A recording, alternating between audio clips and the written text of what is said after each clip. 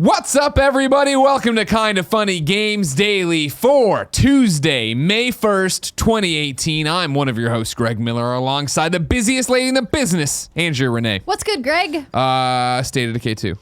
Oh, yeah? Yeah. You want to just jump right into it? Let's do it. If you didn't see it from the thumbnail, we can talk about State of Decay 2. Andrea and I went and played it. Maybe you're somebody new, so let me tell you, this is Kinda Funny Games Daily. Each and every weekday on a variety of platforms, we run you through the nerdy video game news you need to know about. If you like that, be part of the show at kindafunny.com/KFGD. You can submit your questions, bad PSN names, topics of discussion, and so much more. Then you can watch us record the show live on twitch.tv/kindafunnygames. If you're watching live, you have a special job. You need to go to kindafunny.com/you're wrong. Tell us what we screwed up as we screwed it up so we can set the record straight for everybody watching later on youtube.com/kindafunnygames and listening on podcast services around the globe, including Spotify. What did you think of State of Decay 2? You went and played it. I have some mixed feelings. Oh, here we go. I tweeted this morning to ask you guys to send in your questions. And did you send in questions? There were a bunch Thank you of very questions. much. There's only one news story about Fortnite, so this is helpful. Yeah, it was a very slow news day today. So I had never played the original State of Decay. Oh, stop the presses. Milady, why? I know. I just never did. I don't know why. And so when I went to the preview event, I sat down with some members of the development team who were there at the Labs, what event. Up? And I was like, okay, tell me what the story here is. I know absolutely nothing. I came in completely fresh to this demo of State of Decay 2. And so he kind of gave me a little bit of background and said, it's, survival and RPG mechanics. And now they've got this cool drop in, drop out co-op. And so then I was like, okay, so what's my overall goal here? And they're like, oh, well, just so, keep your community happy and alive. Yeah. So I was like, but there's no overall story arc that I'm working towards. And they're like, not really. And I was like, oh, okay. Okay, so that's different. Sure. Okay. Let's jump right in. Brittany was there with me. So we both spent some time playing solo, and then we spent time playing co-op together. So she and I will be giving our impressions on What's Good Games, which comes out on Friday. But there's a lot of things that I liked about it. Number one favorite feature, being able to open the car door while you're driving and hit zombies. Yeah, super fun. And the other thing that I really liked was the co-op is really fun, and I like how they have the loot color-coded. Yep. So you're never fighting over loot. Only you can open the stuff that's color-coded to you, which is great. And I like the exploratory element of it, going out and searching and scavenging for items and clearing out play carts and kind of checking items off of a to-do list. So before we get any deeper, let's start with your first part. Okay. You didn't play State of Decay 1. Correct. This game, what's the point of it? Keep playing, clear the play cards, make your community happy. I played State of Decay 1 a ton. Ryan McCaffrey and I are lucky enough that we did Let's Plays at IGN way back in the day that a lot of people found the game through or watched or whatever. We're lucky enough that Undead Labs credits us with a lot of not success, but word of mouth and the fact that we talked about it. And then here on Kinda Funny, also I've done a lot with State of Decay when it got re-released for Xbox One. Mm-hmm. So I'm obviously all in for State of Decay 2. I'm such a State of Decay fan from the original. I was playing this game, right? And it's I had this thing all set up. I hadn't hit record yet because I was like, I was thinking eventually maybe I would do a Kinda Funny plays where I hit record and then just play and then record over it. But State of Decay 2 is still very just State of Decay 1, which is, hey, there's a house over there. I'm going to go there, scavenge, put my rucksack on the ground or take it with me or whatever. It's not a fun game to let's play and watch. So I was going to make footage. I did, but I don't think I'm ever going to use it for anything just because I don't think it edits well together. I will tell you, and I hope I'm not ruining this for him, MC Fixer from the Kinda Funny Best Friends community. Him and I are going to stream this on launch day when it comes out on Xbox One playing co-op. So you can look for it there. We'll be streaming on Twitch. But before, this is a long-winded disclosure, kind of, or to let you know at least how much I love State of Decay and how much maybe they love me, is the fact that I was getting ready to record, and I was in the first house doing it, and I wasn't recording yet, and I walked out of a room, and it popped up, and it was somebody on the radio, and the character's name was Greggy. And it was this long stop of wait, did I put is my character, wait, no, they named a character after me in the game. Oh, and I tried to record it, and it was already gone. So that clip is gone, but when you find the Greggy character in there. State of Decay 2 is very much State of Decay 1, which based alone on just what you're saying right there and some of the questions we got, I think speaks volumes to what an interesting choice for Microsoft to come out behind State of Decay 2 and start treating it like it was one of their big exclusives. State of Decay 2, just like State of Decay 1, is a game for big old video game nerds.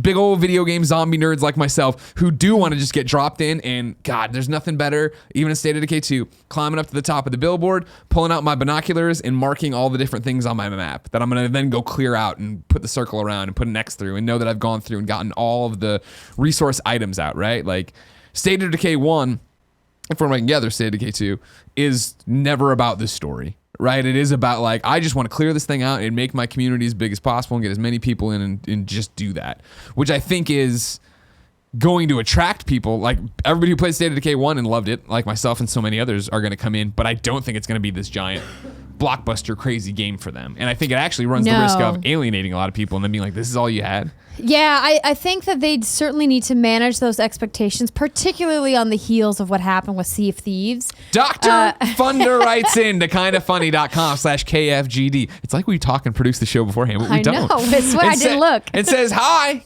KFGD crew. I want to preface my question by saying I am an Xbox and Switch gamer. Thank you for getting that on the table. That being said, with recent reports of State of Decay 2 having poor performance and Sea of Thieves being a letdown, do you believe that Microsoft cares about the quality of their first party? Sony seems to continually, month after month, be releasing games of an extremely high quality. And when Microsoft manages to squeeze one out, it's good at best. Do you think they push these games to Game Pass knowing they would be average and they would be less harshly judged for charging less? Does Microsoft have a chance at creating a masterpiece first-party game? Thanks, guys, and have a great Tuesday. Of course they have a chance at creating a masterpiece first-party game. They've done it in the past. What I agree with here is this idea that potentially they released the Game Pass with first-party exclusives with Sea of Thieves first to kind of set expectations that, hey, it's not going to be, a giant AAA experience like Halo. Yeah. I think when we first heard about the news back in January that they were doing this, we had really high hopes. We're like, this is super cool. I'm so glad that Xbox is doing this. I think universally we were all like, this is awesome. This is the right move. And now it's like, oh man, Sea of Thieves was kind of a letdown. Yeah, it didn't have enough content, right, for people at the jump. I mean, and they released a bunch of new stuff this week, which is kind of enticing me to go back and give it another shot. But after playing State of Decay 2, I was like, oh, I see why this is a Game Pass game. But that doesn't mean that, they're not going to release something of Halo caliber. I mean, they said they were going to. Yeah. So, I don't know. Dr. Funder. I definitely think Dr. Funder, you put these games in there to lessen the criticism of them. Because I do think if it's in there and it's part of this Game Pass, I'm getting all this other stuff. If I'm regular old gamer guy, I go out and buy or rent or whatever you want to call it, Game Pass. I get my subscription to Game Pass, and I get it mainly for Sea of Thieves. I get it mainly for State of Decay. Even if I jump in and I'm not blown away by either of those titles, I'm like, well, for a month I get all these other games. I can find something else I want to play here. But Greg, they're still charging retail price for these. They're not only on Game Pass. No. You know what I mean? Yeah, no, totally. It's not like you're buying a Netflix subscription just to check out, Orange is the New Black or whatever. Was Sea of Thieves full price though? Like, it wasn't a $6? Yeah, it was a retail release. Okay. How much are they charging for State of Decay 2? I believe it's $29.99, but let me double check. I'm more interested to see how many people are going to come into the State of Decay universe for the first time. Because, Dr. Funder calls out here, right? Like, that being said, with the recent reports of State of Decay 2 having poor performance, I'd be interested. I haven't had a chance. It's my anniversary today. I woke up, made my wife breakfast, been hanging out. I haven't had a chance to read everybody's preview coverage.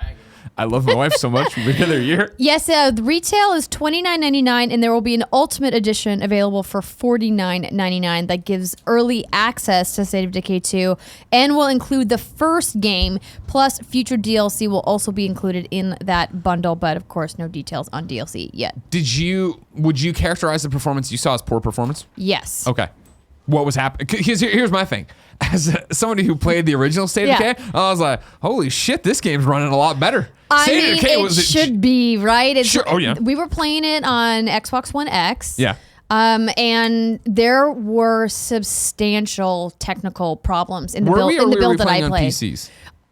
There were PCs available. You Okay. could choose if you wanted in the demo if you wanted to play on PC, if you wanted to play on Xbox One X. Okay. We played on the console version, but there I was see. PC available. Okay, that makes more sense than why mine might have been running better. Because I sat down at what I thought was a PC. I thought I But assume they're all like PC builds. It's an Xbox One exclusive that also happens to be coming to PC. Well, with the power it of should Play not Anywhere. be substantially running. It should not be running What were you substantially better seeing? on PC. What were you seeing for performance issues? I was seeing textures popping in and out, rubber banding. My build crashed 3 times during my play session, Yeah, during that my sounds 2-hour like- play yeah, okay, session. okay. I mean, there was just like things that you wouldn't expect to see in a build that's this close to launch. We see these kinds of things in preview demos all the time.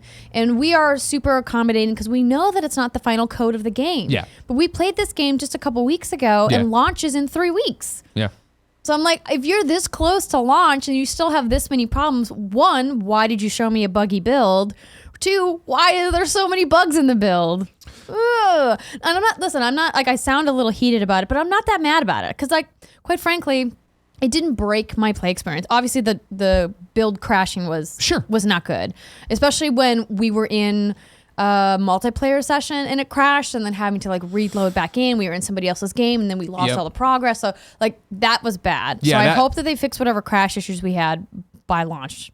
And I have to imagine that of course they're going to be doing a lot more like last minute polishing up until launch day. But I mean, that's my, Neo JD wrote in to kindoffunny.com/KFGD, just like you can. It says, hey guys, I like State of Decay, but after a while I felt like it got repetitive and I lost interest. How much diversity did you see in your time with the game? Did they add to improve the gameplay loop? Again, yeah, we played a total of 4 hours, or was it 3 hours, and then we split it between co-op and single player? We had some of our session was single player and then some was co-op. I mean, in this short amount of time that we played, I didn't see too much repetition, but the quality of life things were evident from the get-go. While I had a lot of fun going out and collecting things, the pain point of inventory came up immediately. Right? So this idea that you can only carry 1 rucksack at a time. Yeah. And I get that it's supposed to be survival. Yeah. And like that's part of it. But if the entire gameplay loop is just going out to scavenge, bring it back and build, going out to scavenge, bring it back and build, it's going to be rough. That's to Neo J's question, it was repetitive. Did you see diversity? As somebody who played the shit out of State of Decay 1 and did this, no, it's more State of Decay. If that turns you off, what you're saying turns you off, that's exactly what you're getting. And I was talking to the developer after the fact. I feel like they even made it more, and this is a negative obviously, but I don't super mean it that way, even though it's kind of a turnoff, more cumbersome on purpose. Where, before, correct me if I'm wrong, because I had a conversation with the developer after, with the rucksacks. Kindoffunny.com/you're wrong. Thank you. With the rucksacks, I remember in State of Decay, I think, being able to drop those off at the outpost I had built. Whereas now, you can only take them back to HQ, which when you're playing on your own, it's like, okay, like I could drop them at my place and come back for them later, or do this with a car, or whatever I want to do that way. But it was weird to be playing the multiplayer stuff where suddenly I was with 3 other people and we're running around and they wanted to keep going. And I'm like, I just got this great rucksack. I want to run it back. So I guess co-op tethering is a mistake for sure. Yeah. Well, now you can get further away from each other though, right? Right, but there's a limited distance that you can be away from the host of the multiplayer session. Okay. So see, I was playing as host, so I didn't know. But right. The disappointment for co-op for me was we were playing. I was like, all right, I got to get back here for whatever podcast we're about to doing. So I just quietly quit, thinking it would migrate the host to somebody else in the game. No. Nope. Everybody just got kicked back to the start menu. And I was like, oh, and they're like, well, yeah, like, hold on, I'll toss in a question here because Andrew Riviera, aka Mecha Shadow 12, wrote into kindoffunny.com/KFGD and says, first off, love you guys. Thank you. We love you too. I was wondering exactly how the co-op is going to work with this game. I love the first one, but really want to play this one with my fiance and want more details on how co-op, seamless drop-in, only allowed inside for side missions, full story co-op. Also, does this game still have it where if you die, you truly die and you have to play as someone else? Parentheses, RIP Marcus. Yes, permadeath is still a thing. You build up your characters, you get their stats and stuff, but if they die, they're gone forever. And the way co-op works is that one person is the host. People can come join on them, and when you do, you're earning the resources and building out your character buff or whatever. But if you do Your story missions, influence, I think it's called. yeah, exactly. There's coins you can then use in to do all this stuff.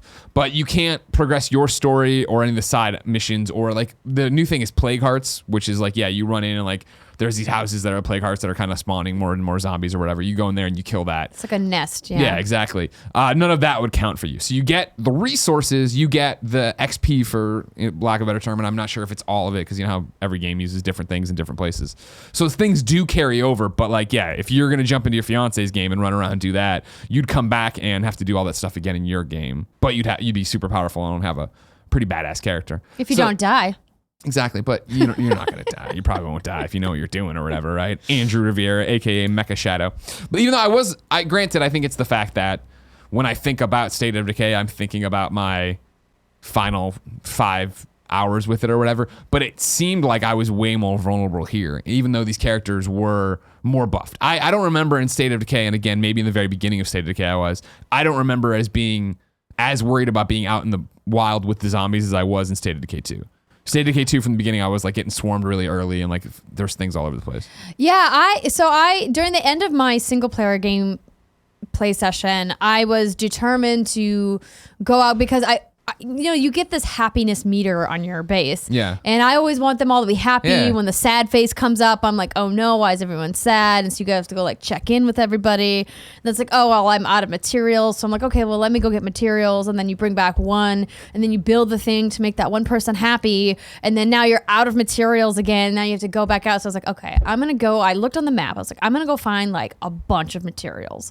So I go out to this like construction outpost by myself. Yeah. And I like clear out a couple of the houses and I find like 5 rucksacks worth of materials. So I like am one by one picking them up, bringing them to the car. Yeah. Going back, picking it up, because you can only carry one in your backpack at a time. Yep. Which was super frustrating. So I have my trunk of my car like loaded up with 5 of rucksacks. And I'm now like, you have to okay. sweat drop.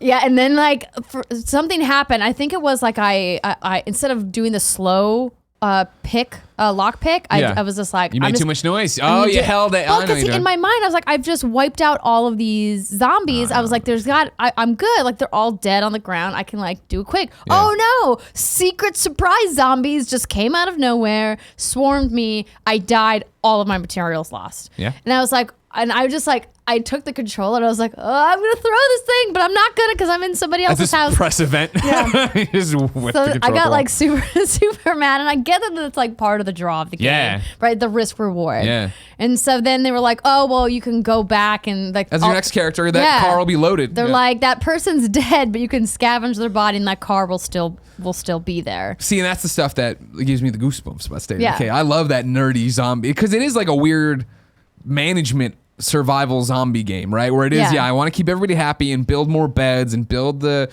greenhouse and worry about all these different things. Now with the fact that there's the plague hearts and the zombies are a plague, you have to be making cures. You'll get bitten, and pretty early on, all my characters were getting bitten, and it was all right. Now I have to craft a cure for them, or at least something to slow the growth of the zombie attack. A lot more base building mechanics than I anticipated going in, and it felt at first like a lot of busy work. Sure. Which is kind of why it's fun to do co-op when you're not the host. Right. Because then you can kind of goof around a little bit. And you can go out, and I think that's going to be, in terms of how I think co-op's going to work, it's going to be either, hey, I'm way far into the game and Kevin wants to play. So yeah, I'll bring over a character I'm trying to level up or build out more. I'll come over and screw around in his thing.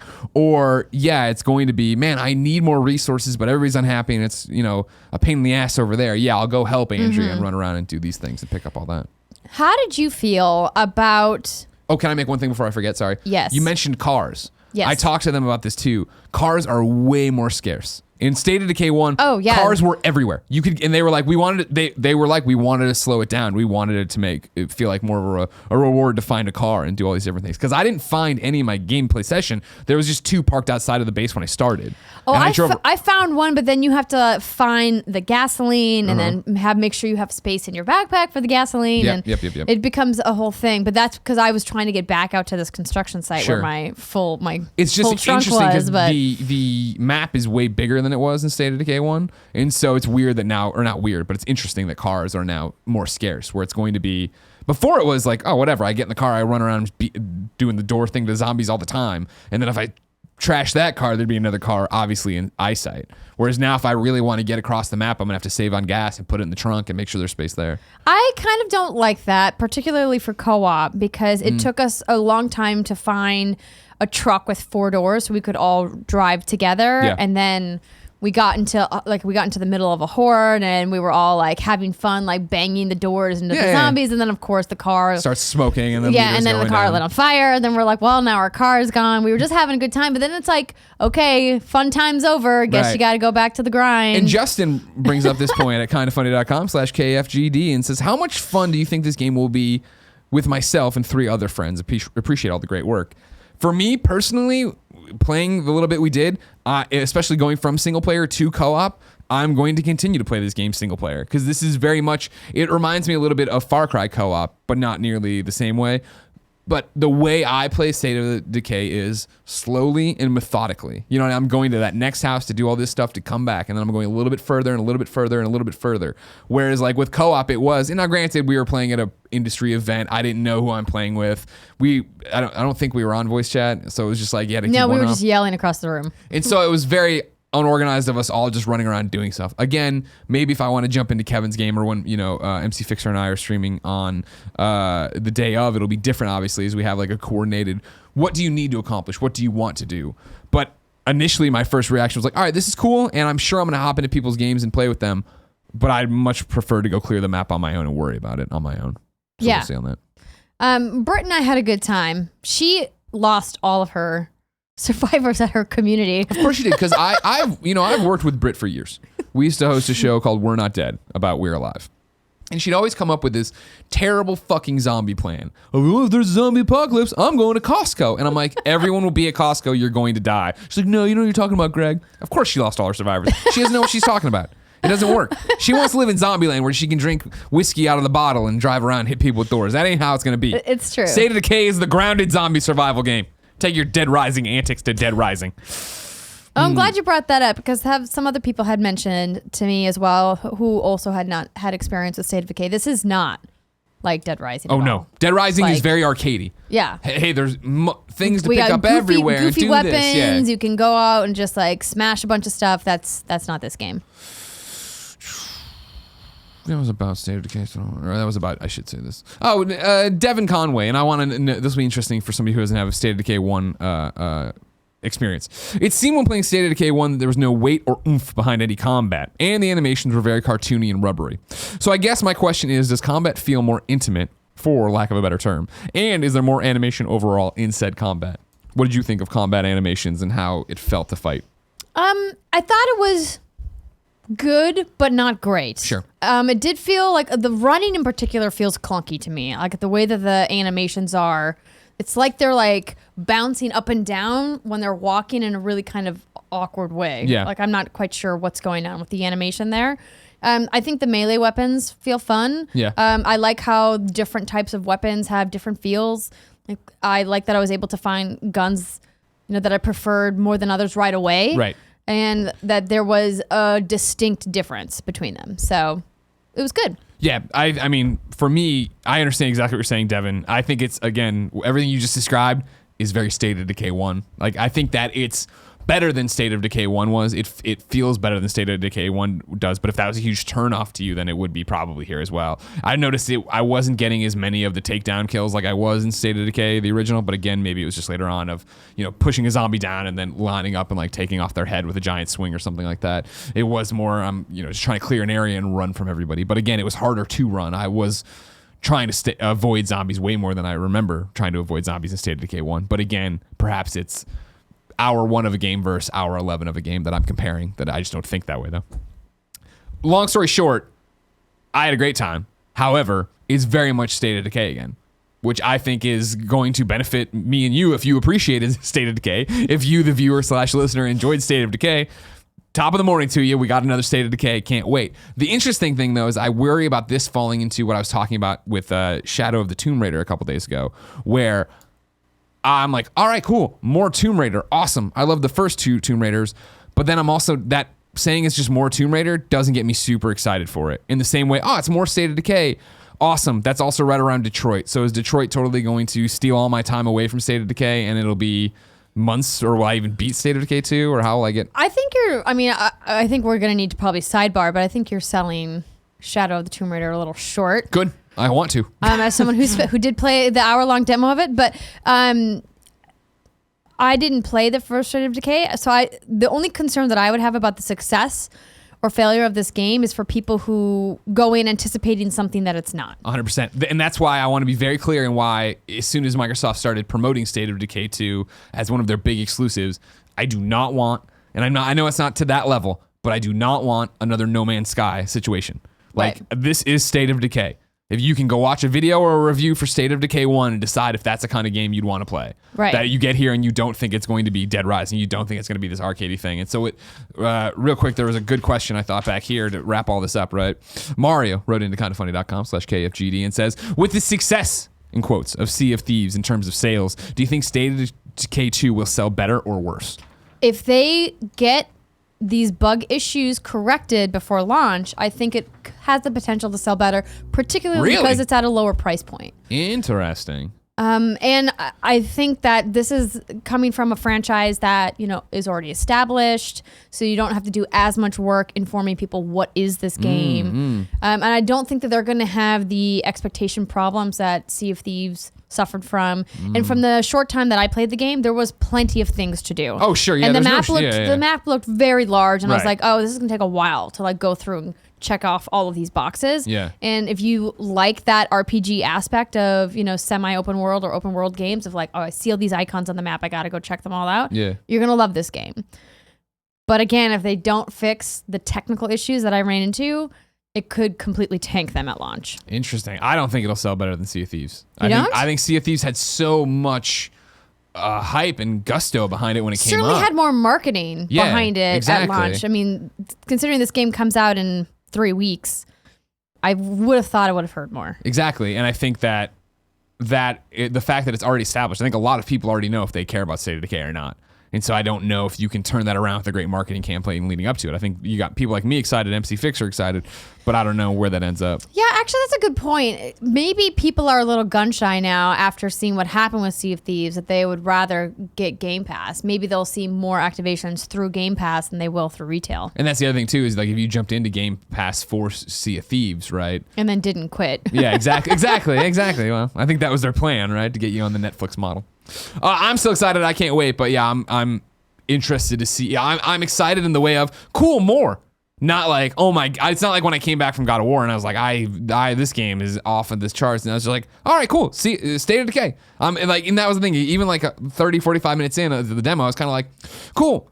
I'm good to stop. You know what I mean? I know what I'm playing, and it sucks to play this demo that I'm getting resources and building this thing that I'm just going to leave behind. I want to do it for my world. Get my Greggy. Everybody save me when they see me out there.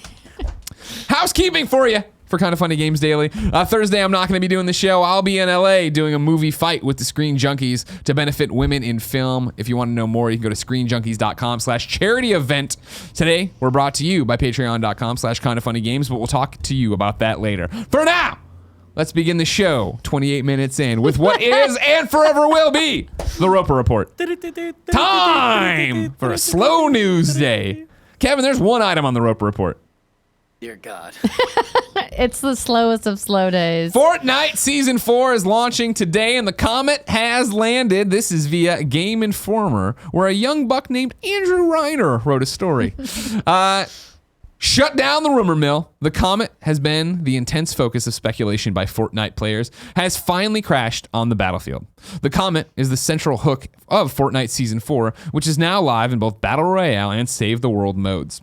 In Battle Royale, the comet splintered into shards, many impacting parts of the map, which lead to new discoveries, landing points, and something called a, quote, hop rock. If you consume a hop rock, you can lift off with low gravity. Epic also implemented a number of tweaks and changes to Battle Royale, including the ability to destroy structures on the pre-game starting island. Smaller changes range from headshots being prioritized when body parts are in the way of knocking a player when body parts are in the way, to knocking a player off the island rewards and elimination credit. Regarding weapons, the crossbow has been vaulted, and the rocket launcher aim reticle is a fixed size regardless of player movement. The UI also received a number of tweaks, including an odd one. 4:3 aspect ratio is now supported. Battle Pass offers 100 levels of rewards, the last one being the sci-fi/superhero themed Omega suit. Save the World mode, which, and this is Andrew, which you all should give a shot if you can pull yourself away from Battle Royale, is updated with a new storyline called Blockbuster. This 5-part tale tasks you to investigate the comet, which may have something to do with the disappearance of Ray. Blockbuster also offers one landmark mission. When you defeat Husks, they now have the chance to drop crafting materials, ammo, building materials, and maybe even a schematic. Season 4 ends in 69 days. Nice. Andrew, you jumping on tonight? You know, I might. Yeah? I'm looking forward to actually trying out Monster Prom, which came out last Friday. But I have been wanting an excuse to get to try some more Battle Royale. Yeah. So this is as good of an excuse as any. Okay, cool. I want to get more. Yeah, I want to do more. We should all group up and do this. I need to get faster at building. I need to learn how to build, period. I'm just like, oh, there's something up there, and I build a little ramp to it. I'm like, yeah, I did it. I'm not like, I get shot. A good place to practice building is in Save the World. Yeah. Because then people aren't trying to kill you. Sure. Well, I mean, Husks are, but Yeah. not other humans. Fair. Andrew. Yes, Greg. I'm excited to play Fortnite with you one day. Someday. But that day's not today. If I wanted to know what came to the digital mom and grop shops today, where would I go? You would go to that official list of upcoming software across each and every platform as listed by the Kinda Funny Games Daily Show host each and every weekday. Yeah. Kevin was looking all mean and then he did it all the same. Good job, Kev. Out today, Lucky returns for his most daunting challenge yet in Super Lucky's Tale Guardian Trials, an 80s retro-themed boot camp adventure where Lucky trains to become a full-fledged Guardian. Did you ever play The Lucky's Tale? I played it on Oculus and it made me instantly sick, so I stopped playing it. Awesome. But I haven't played it since when it came to the 2D version came to Xbox. I haven't tried that yet. Gotcha. Speaking of Oculus, Greg Way, Oculus Go VR headset is out now. It was a stealth launch. This is via PC Gamer. It didn't take long for Amazon to sell out, however, many units of the Oculus Go it made available to pre-order this morning, just a few hours after appearing online around midnight Pacific time, according to Digital Trends. Visits to the product page on Amazon now show that it's currently unavailable with no indication of when it will return. Super Mega Baseball 2 is on PC and Xbox One. Hive Altinum Wars is available on PlayStation 4 and PC. And then State of Decay 2 is having a technical beta right now. You can sign up at stateofdecay.com/beta-sign-up. Beta-sign-up. So go there and tell us how it's playing. Even though the PC, I don't know, who knows? You know what I mean? New dates for you. Dark Souls Remastered Network test begins May 11th and runs and May 12th from 6 p.m. to midnight Pacific time each day for the Americas. That's Xbox and PS4. Chicken Assassin Reloaded is coming to Nintendo Switch, PlayStation 4, Steam, July 17th, 2018. And then Trailblazers is coming to PlayStation 4 and PC on May 8th, with Xbox One coming May 9th. You can go to youtube.com/kindafunnygames. It's easier to find there and see our party mode for Trailblazers, where I just whip the shit out of Kevin and Andy. I'm so good at it, everybody. Time for reader mail, but first I'm going to tell you, it's brought to you by patreon.com/kindafunnygames. Remember, if you like Kinda Funny Games Daily or anything else we do on Kinda Funny, Patreon makes it happen. So please consider going to patreon.com/kindafunnygames. Just $1 gets you early access to us recording the Kinda Funny Games cast. It gets you party mode early. It gets most other things we put up early as well. You can also then give us more bucks and get cool fan mail. You get the shows early. You get the pre and post shows. There's all sorts of cool stuff for you to go. And just basically, you can support what you love. We've got one more new date, hot off the presses on Twitter. Don't ever fucking do it, Andrew. What new date you got for me? At Nicholas. I don't know how to say that. How do you say that, Greg? Oh yeah, Nicholas. The Perfect Shooter returns to Nintendo hardware. We're teaming up with Treasure to bring the legendary Ikaruga, an to awesome Nintendo shmup. Switch An awesome shmup. on May 29th. Now, everybody be careful. We just mentioned a retro game. Jared Petty could punch through the wall at any second, give us the entire history of Oh my Ikaruga. gosh, it would be so great if he Kool-Aid manned it. Funny you should mention that. In Japan. Yeah. No, Ikaruga, great one. I'm sure Damon Hatfield is losing his mind over at IGN.com right now. Let's start with Madognick96 from Massachusetts. Not Madognick96 from Austin, who's been writing in a lot lately. Hello, Greg and Andrea. I have a small question for transparency. When you have guests on the show, it's my understanding that Kinda Funny pays them to be on the show, thanks to patreon.com/kindafunnygames. Is it the same when someone is touring the press circuit to promote a game? For a recent example, did you pay Cory Barlog to appear for the God of War Spoilercast, or was he paid from Sony's end for the marketing, or possibly both? Personally, it won't sway my opinion one way or the other on these kind of things. It's just something in the industry I was curious about. My pleasure. Oh, keep pleasuring that hen, Madognick96 from Massachusetts. Well, first off, Madognick96, complicated, but stick with me. When you have guests on the show, it's my understanding that Kinda Funny pays them to be on the show. Incorrect, but not totally wrong. Andrea, Gary, and Jared aren't guests. They're co-hosts. They're Contributors. Kinda Funny Games Daily, locked and loaded. That that they put it in their bylines, and I love it very much when they do that. So they're paid because they're here on a schedule. They have to be here early, help me with the paperwork. We have some responsibilities. Exactly. Obligations. When like tomorrow, Steve Gainer's on the show. When we had like Khalif on, they weren't paid. They're guests coming on the show. When you see Negri or Lewis recently or Josh McCoog on the Game Over Greggy show, they are not paid. I don't think we've never paid a Game Over Greggy show guest to be on the show. We never paid a Gamescast guest to be on the show. Jared gets paid to be a co-host of the Gamescast with us, but he doesn't, just a random person coming in does not get paid for that. Steve Gainer, like I said, tomorrow he doesn't get paid for any of the stuff he does. Now, here's where to get into the nitty gritty of it, right? Like when Jessica Negri came by, we paid for flights for her. Yeah, we paid for flights for her. So like that's more commonplace for somebody we're bringing up to guest on the show, that we'll pay, your Uber over here will pay your flight to come on the show. But then for Cory Barlog, we have nothing to do with paying any guest period, but like Cory did not get paid to be here. However, I set that up through PlayStation, who had brought him up for a press tour, and I have no idea what his personal. Well, I have to go out on a limb and assume that he is a salaried full-time employee from a Sony-funded studio. So yes, technically Sony is paying him to be here because it's part of his job responsibilities to do press for the game. And I'm sure that's in his contract or whatever. Yeah. So they're not paying him based on, oh, you were on Kinda Funny, here's a $20 bill or anything like that. No. So that I think that clarifies everything for you. But I'm always happy to talk shop in the business here because it's just way easier to talk about ourselves than anything else.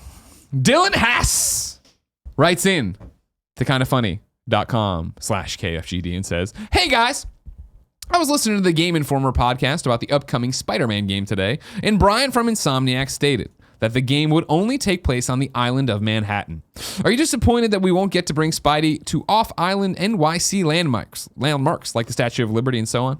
Or do you think it's a better move for them to keep the game more contained? Thanks, and keep up the great work, Dylan."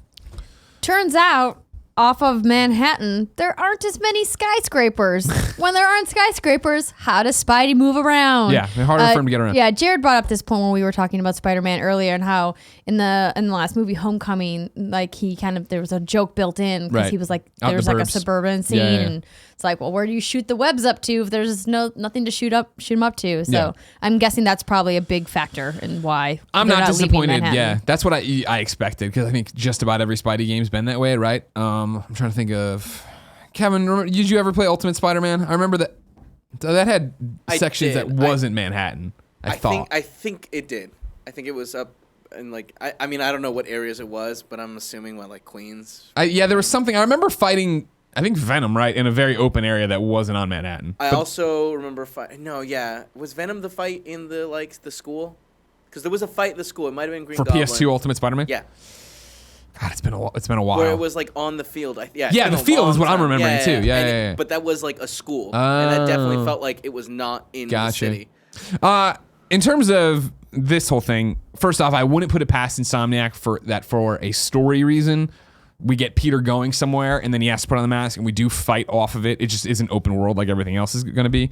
And then also Statue of Liberty, yeah, it's technically not on Manhattan, but it's right off of Manhattan. And I feel like most Spider-Man games have had you climb up that for some reason, or the ability to get there by I remember I forget which one it was, but maybe it was 2, where it was like you had to do something really complicated to get over there and then you could climb. I wouldn't be surprised to have an Easter egg that way either. But no, in short, Manhattan's huge, and everything I've seen about that city looks like there's a lot of detail and a lot to do, so I'm not too worried about it. TheSilentGamer writes in with something I forgot to fact check, so kindafunny.com/you're wrong if this is wrong. Hi, Greg and Andrea. On May 10th, Laser League, the next game from the Ollie devs Roll 7, is launching on Xbox One as well as Xbox Game Pass, making it the first non-Microsoft published game to launch with the service. With this news, as well as the general E3 chit-chat, what is the likelihood of Microsoft having big third parties, parentheses, Rocksteady, etc., announce on the Xbox stage that their game will be on Game Pass alongside its regular Xbox One, PlayStation 4, and PC launch? Cheaper than getting console exclusives? No publisher would want to do it. What do you guys think? The Silent Gamer. That's an interesting idea. It's certainly cheaper than getting a console exclusive, but I don't think it's cheap enough for them to ever announce it, a day and date. Yeah.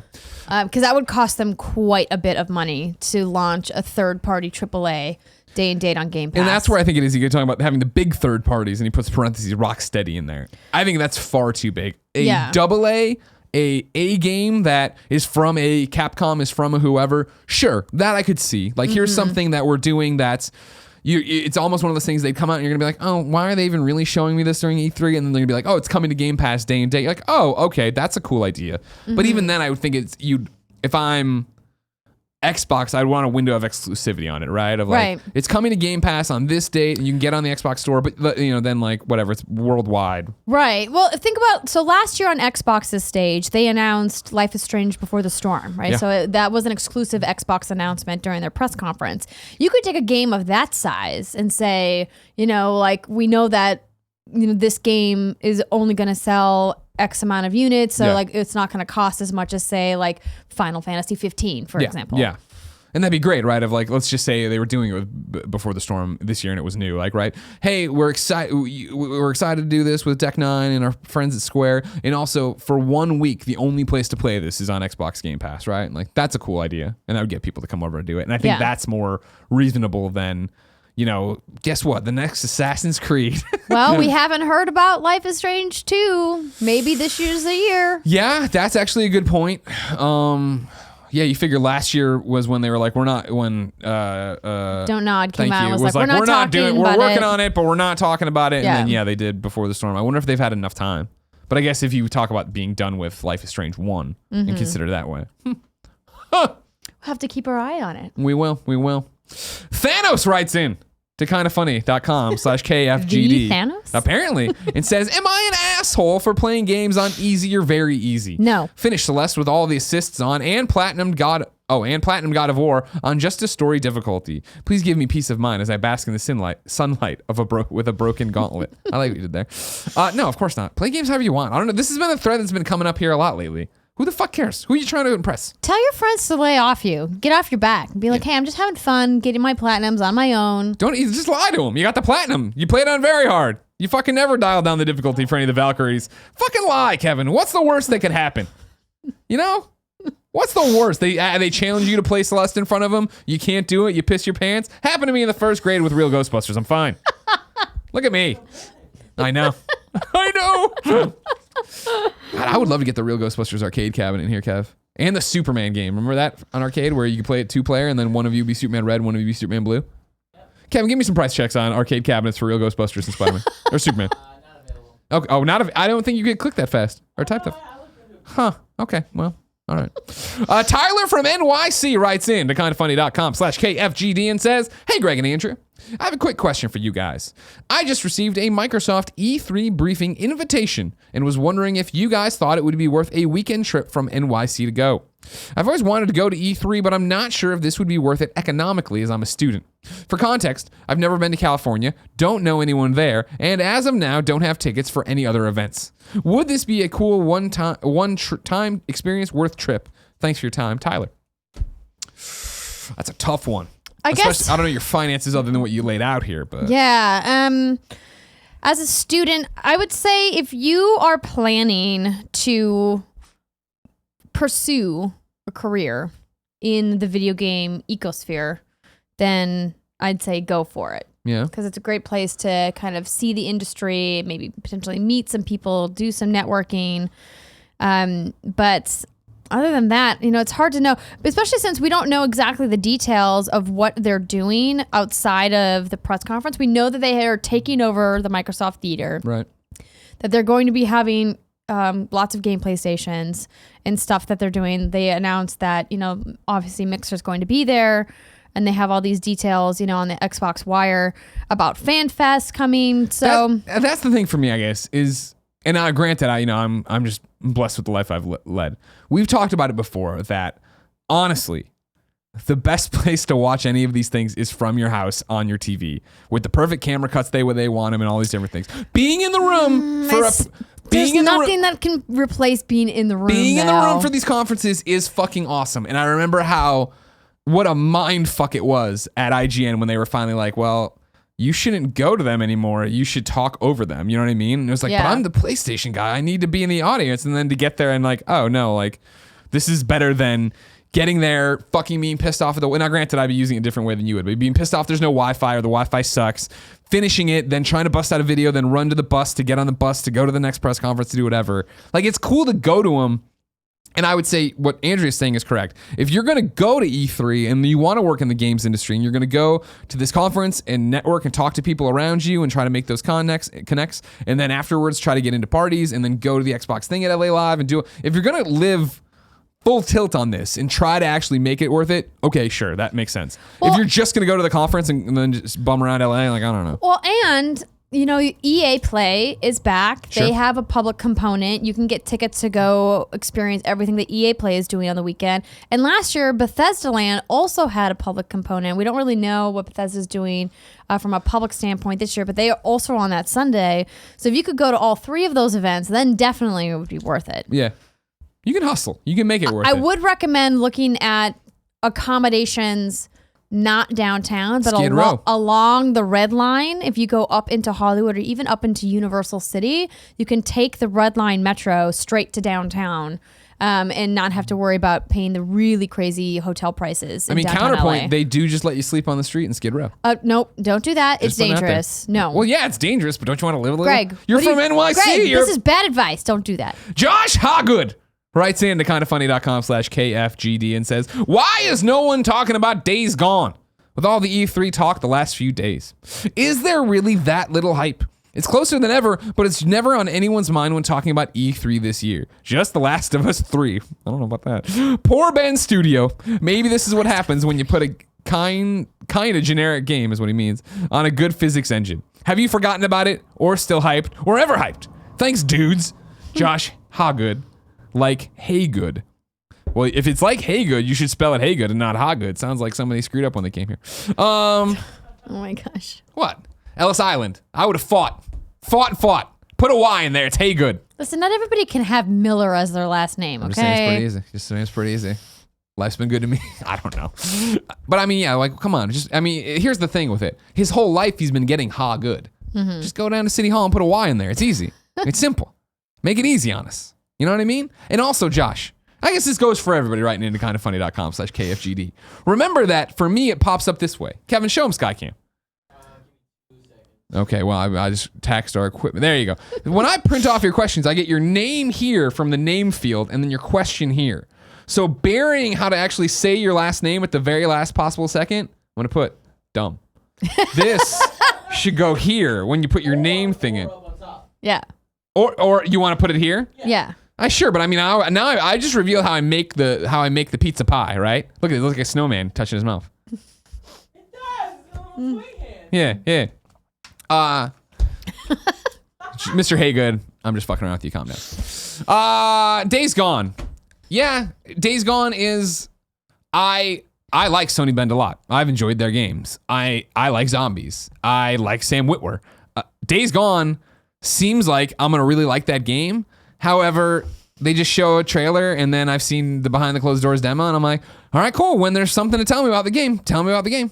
Like when they're like, oh, well, it's this dynamic time and weather, and that's going to change how you play and how you approach situations. Saw that in the behind closed demo for that one thing. I was like, oh, cool. And it's like, oh, the motorcycle's a character unto itself, and you have to do all these things. I'm like, oh, well, I want to see that. And like, it's for Days Gone. I think it's very much a show don't tell game.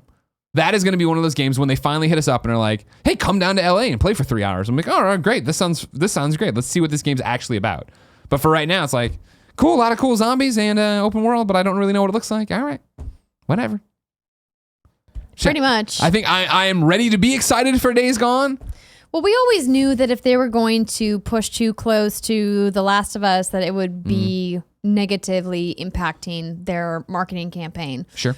Here we are. Yeah, we'll see. Well, how close is Last of Us? What do you think, Q1 2020? Not as close as you think is what I'm saying out there.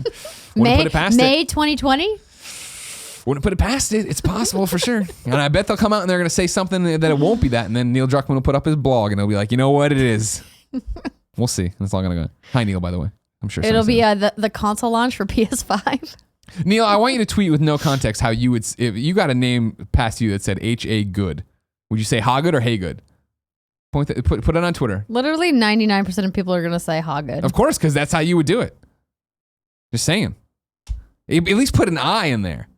Then I would be like, is it hi? Is it hey? And then I would read, I'm like, oh, there it is, Hey. Josh, I'm just saying, take your lunch break and go to City Hall and change your name. Just do it. Don't be a coward. Final question of the day comes from kindafunny.com/KFGD, where Chase wrote in. Schweitzer. Thank you. You understood why I hung. I was like, am I going to try? I'm like, I just really rode Josh Hagood's ass for a long time. I better not start at Chase. Chase says, hi, everyone. Just a thought. What if the reason CD Projekt Red's E3 showcase is referred to as, quote, an RPG instead of Cyberpunk 2077 is because the name of the game has changed? Maybe they're waiting to announce its new name to build as much hype as possible. Thanks and keep up the great work. Ooh. Possible. That's an interesting wrinkle, Chase. I do appreciate that wrinkle. But think of how much SEO they're leaving behind Exactly. if they change the name. It's definitely, enough people have talked about Cyberpunk 2077 that I feel like that's a hard pivot to make right now to change it, but it would also be a cool announcement if you did, and it kind of makes sense, I guess, on why you say RPG. They're not bringing Cyberpunk 2077 to E3. Bullshit if they're going to show up with another RPG, Andrea. We will riot in the streets. It's really just another Gwent expansion pack. Oh, there you go. That's what people really want. Just more. What if it was The Witcher 4? They're like, fuck it. Fuck it! Here you go. It's not going to come out for another decade, but we're here to talk about it. I want to toss in there because I like that, Chase. Keep that in the back of your mind. Maybe that's what's happening. And if so, we'll all come back and say, remember that guy who wrote in after Josh Hagood? He had the right idea. Hagood. His name is Hagood. You know what? I've heard it both ways. Time to squad up. This is where one of you writes into kindafunny.com/KFGD, giving your name, username, platform of choice, and why you need help in a video game. I read it here. The best friends come and find you, and everybody plays games and has a great time together. Today, Ian needs help on PlayStation 4. His PSN name, Captain Crunch with no vowels. It's Captain with no vowels _ Chronic 417. Fuck you, Ian. God damn it. Let them change their name, shoot. This will be in the description of the YouTube video. You can get it there. Captain Chronic 417 says, please, someone help get me out of gold rank purgatory in season 10 of competitive Overwatch, since Andy's dodging me on Twitter. Just a flex player with a mic who is tired of random toxic teammates. If you're sick of random toxic teammates, hit up Captain Chronic. He sounds like a well-rounded person who won't be toxic at all. That's Ian H on PlayStation 4. Andrea, we ask people watching the show live to write into kindafunny.com/you're wrong and tell us what we screw up as we screw it up. What did we screw up today? Well, Kebabs gave his hot take on Super Lucky's Tale, so I'm not going to read that. Confused Fan used hashtag free Andrea talking about the $20 example, saying, are you only paying Andrea $20?